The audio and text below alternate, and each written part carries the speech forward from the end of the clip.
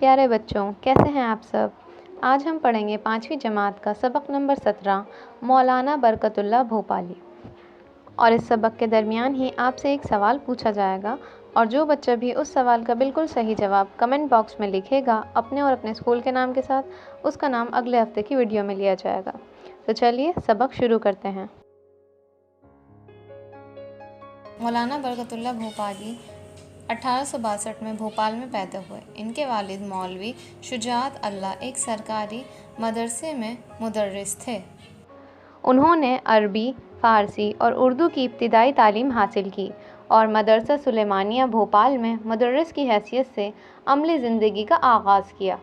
اس وقت ہندوستان پر انگریزوں کا راج تھا۔ وہ طرح طرح سے ہندوستانیوں پر ظلم اور زیادتی کر رہے تھے۔ یہ بات مولانا برکت اللہ کو ایک آنکھ نہ بھاتی تھی۔ وہ اپنے ملک کو آزاد اور اہل وطن کو خوشحال دیکھنا چاہتے تھے۔ ان کا خیال تھا کہ انگریزوں سے مقابلہ کرنے کے لیے انگریزی جاننا ضروری ہے۔ انگریزی تعلیم حاصل کرنے کے شوق میں انہوں نے 1883 میں بھوپال چھوڑ دیا اور بمبئی چلے گئے۔ وہاں انہوں نے مشن اسکول میں انگریزی تعلیم حاصل کی۔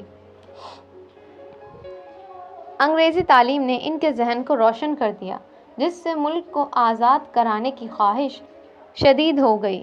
ان کا خیال تھا کہ انگریزوں سے ٹکر لینے کے لیے بیرونی ملکوں میں جا کر ان کے خلاف فضا تیار کی جائے۔ وہ اپنی اس کوشش میں کامیاب ہوئے اور خاموشی کے ساتھ بمبئی سے انگلستان روانہ ہو گئے۔ وہ کچھ عرصے تک اورینٹل کالج میں عربی کے پروفیسر رہے۔ برکت اللہ بھوپالی کو تحریر و تقریر دونوں میں مہارت حاصل تھی۔ انگلستان کے قیام کے دوران وہاں کے اخباروں میں چھپنے والی اپنی تحریروں اور جوشیلی تقریروں سے انہوں نے ایک پہچان بنا لی۔ وطن کو آزاد کرانا ان کی زندگی کا مشن بن گیا۔ وہ 11 سال تک انگلستان میں رہے اور اپنے مشن کو کامیابی کے ساتھ جاری رکھا۔ تنگ آ کر حکومت برطانیہ نے انہیں انگلستان چھوڑنے پر مجبور کر دیا۔ اپنے مشن پر قائم رہتے ہوئے وہ امریکہ چلے گئے۔ وہاں 6 سال رہے۔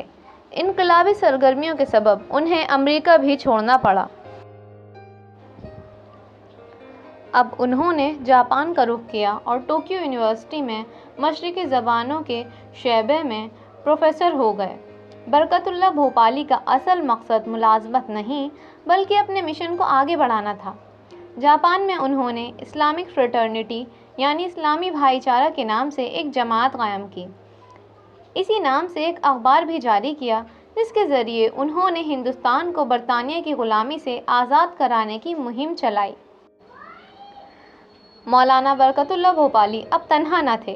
ان کی آواز میں آواز ملانے والے دوسرے انقلابی بھی ان کے ساتھ شامل ہو گئے۔ جلا وطن انقلابیوں کے ساتھ مل کر مولانا نے ایک انقلابی پارٹی کی بنیاد ڈالی۔ ان کی انقلابی سرگرمیوں پر پابندی لگانے کے لیے برطانوی حکومت نے جاپانی حکومت پر دباؤ ڈالنا شروع کیا۔ اس وجہ سے مولانا کو جاپان چھوڑ کر پیرس جانا پڑا۔ پیرس میں وہ اخبار الانقلاب کے ایڈیٹر مقرر ہوئے، جو ہندوستان کی آزادی کا ترجمان تھا۔ یہاں انہوں نے انگریزی حکومت کے خلاف اپنی سرگرمیوں کو تیز تر کر دیا۔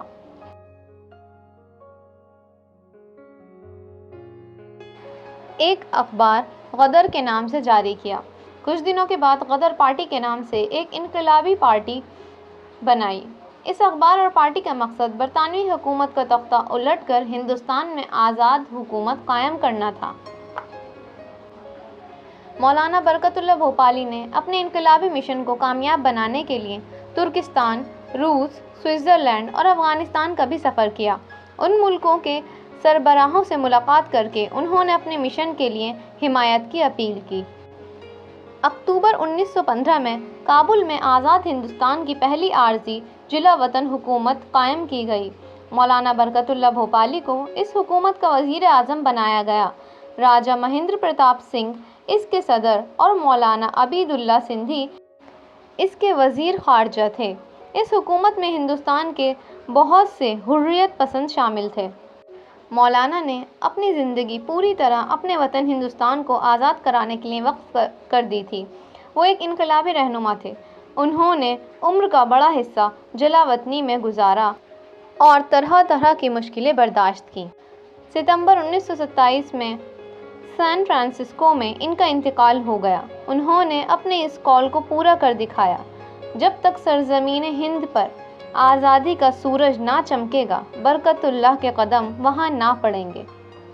مولانا برکت اللہ بھوپالی ایک بے باک صحافی، نڈر انقلابی اور مرد آہن تھے۔ انہوں نے اپنی طویل مجاہدانہ زندگی میں دنیا کی سب سے بڑی طاقت برطانوی سامراج سے زبردست ٹکر لی اور ہر محاذ پر اس کا مقابلہ کیا۔ وہ آخری سانس تک وطن سے دور رہ کر وطن کی خدمت کرتے رہے۔ مدھیہ پردیش حکومت نے ان کی خدمات کے اعتراف میں بھوپال یونیورسٹی کا نام برکت اللہ یونیورسٹی رکھا۔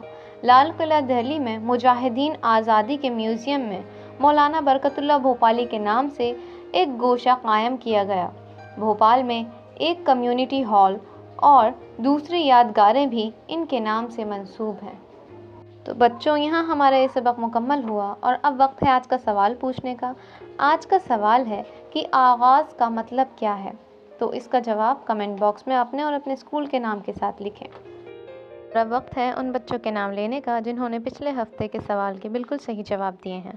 تو MCPS بیری والا باغ سے جن بچوں نے صحیح جواب دیے ہیں ان کے نام ہیں عبید پرویز، نشرہ صدیقی، ہدیٰ اقبال، مسافر اخلاص، فاطمہ ثنا، سمیرہ، طوبیٰ انصار، محمد احتشام۔ اور MCPS 64 کھمبا سے جن بچوں نے صحیح جواب دیے ہیں ان کا نام ہے زبیر، حمیرہ، انابیہ خرم، ارمان، سمیر خان اور حسن رضا۔ جو آج کی ویڈیو یہیں مکمل ہوئی، ملیں گے اگلے ہفتے۔ اللہ حافظ۔